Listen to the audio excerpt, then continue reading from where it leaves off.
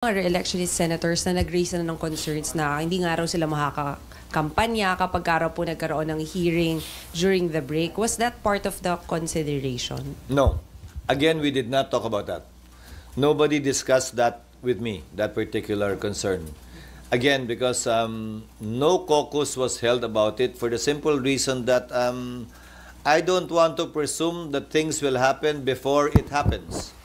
Mukha naman kami masyadong excited, di ba, na, oh, ayun na, bukas, nandiyan na, lika, meeting tayo. No, we did not do that.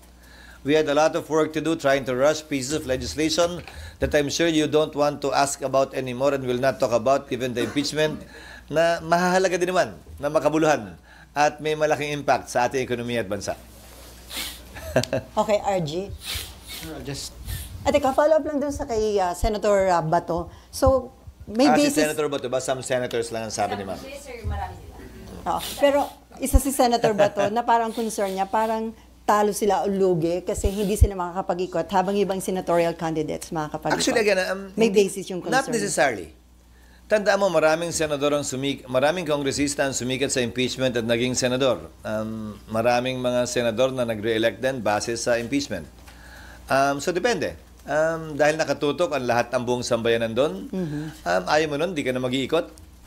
Kung yun talaga yung pakay mo, meaning, so, depende. Ang sagot ko ron, depende. Pero ulitin ko, hindi namin napag-usapan yan. But it can make or break re-election. Well, definitely. Pero it's a platform, it's an opportunity.